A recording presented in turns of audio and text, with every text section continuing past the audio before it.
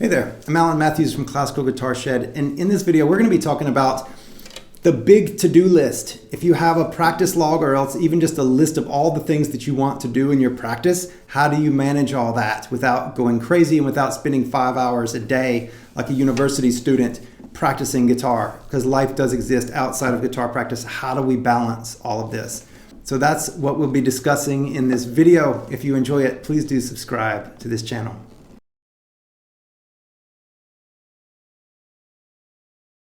Well, one of the ways that we can organize our practice is by keeping a practice log, right? And this could be as formal as this. This is a practice log from the Woodshed program, level 2E. It's got a bunch of stuff, right? If you could look at this, I get overwhelmed just looking at it, right? So we can have a practice log and we can write all of the different things down that we want to do. And this isn't even complete for this because there's also another repertoire list. From previous pieces. We might have all these different exercises we want to do, scales, right hand patterns, chord practice, got some stretching and warm up, rhythm study, sight reading, new pieces. There's tons of stuff, plus old pieces, right? So it can be really overwhelming. The beauty of it, a nice practice log is that it's got everything on there. And so we don't have to remember it, right? We don't have to constantly keep track of everything, because when we do, we realize, oh yeah, it's been 3 months and I haven't even touched that piece. And it's because it wasn't on our list and we didn't see it enough to actually keep it going. So instead of feeling overwhelmed, feeling disappointed, for me, whenever I see this, I get this oppositional defiance thing to where it's like, you can't tell me what to do. I start to reject my practice log as if it's some sort of like domineering taskmaster. I don't know if it's like some early childhood experience I'm reliving subconsciously or something, who knows. But sometimes whenever I see the big list of things, I don't want to do anything on it. It's like, absolutely not, you can't make me. So how can we manage that even? And then also it can feel like there's just a lack of spontaneity and it's just all too much work and it's just not fun. And we play the guitar. Why? Because we want some good, meaningful fun. We want something that we do that we enjoy. And if it becomes too much about drudgery and work, then it's not fun enough to keep us motivated going forward. So a practice log is wonderful in that it keeps us organized. The downside is that we actually have to manage ourselves in relationship to that practice log. One of those is the overwhelm and also the feeling of disappointment when we don't finish everything. So the question is, in light of all that, what do we do? So the first thing is to zoom out and think, okay, now what's the real point here? The real point is that we have all these different practice areas that we want to keep improving at, right? We care enough to actually keep track of this and we want to continue to improve on these things, right? We have these speed goals over here. So we have these things that we're wanting to improve at. And we have new things that we're constantly learning as well, but we want to maintain the old things while learning new things. So there's all these different things happening. So here's the main point, and that is you don't have to do everything every single day. The main thing is that you know what your main sections are. We have right hand stuff, right? Are mainly arpeggios and scales. Those are right hand patterns and scales.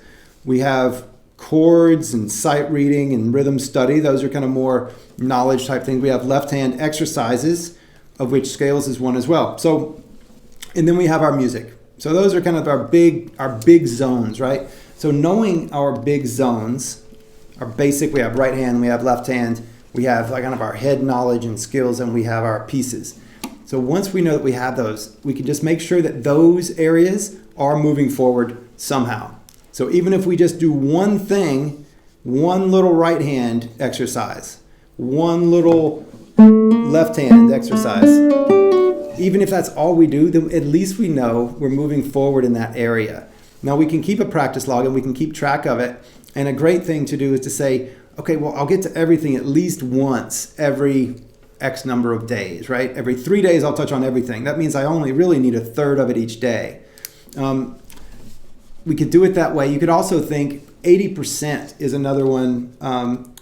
A previous teacher of mine suggested 80%. And 80% means a combination of two things. It could be that you do everything on the list 80% of the days that you practice, or it could be that 100% of the days that you practice, you do 80% of the things on the list. And so you're just always shooting for 80%. You're never shooting for 100% of the time. You could shoot for 100% 80% of the time, or you could shoot for 80% 100% of the time, or some combination in wishy-washy zone therein, right? So that's another way to think about it. But don't expect yourself to do every single thing every single day, because it's really difficult to maintain motivation over time with that sort of all or nothing bar to success, right? So instead of keeping that really high bar to success, instead, really a great practice is just doing something and focusing on it. That's really the main point. It doesn't make any difference if we play all of our different scales, or all of our right hand patterns, or all of our different pieces. If we're just thinking about other things, or we're just grumbling, or we're not truly there, right? So instead, the main thing is that we choose something to do in each of these areas every day, and then we give our full attention. So we think about quality of practice. Am I really listening? Am I using the motions in my right hand that I want to? My left hand form and position that I want? Am I listening to the connections of the notes? Am I playing a piece that... Am I putting in little accents where I want to, and getting loud where I want to, and really doing what I want to do with it? That's better practice, and that's what gets us forward, right? That's what drives us forward, because it's a challenge that we're meeting. We're saying, can I do it really well? Can I reach my standard? And then doing it. So do you have to do every single thing in every single day? Absolutely not. Absolutely not. But do something within each of the major groups and do it well. Do it with your full attention and your full focus and awareness, and really treat it as the only thing in the world. And the last thing is that some days you don't have to do any of this stuff. Some days you can play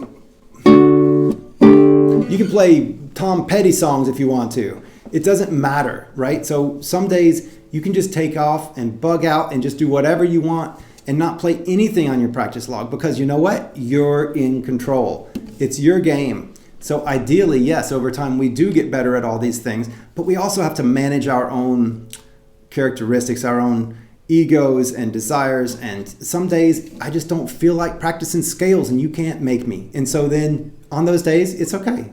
Don't practice scales. It's perfectly fine. I hope you've enjoyed this. Practice logs are wonderful. I hope you'll keep one, or at least just a master list of your tunes. If nothing else, keep a master list of your tunes that you've learned, your pieces that you've learned, so that you can go back and continue to play them, and anything else that you're learning. Have fun and good luck, and please subscribe to this channel. All right. See you soon.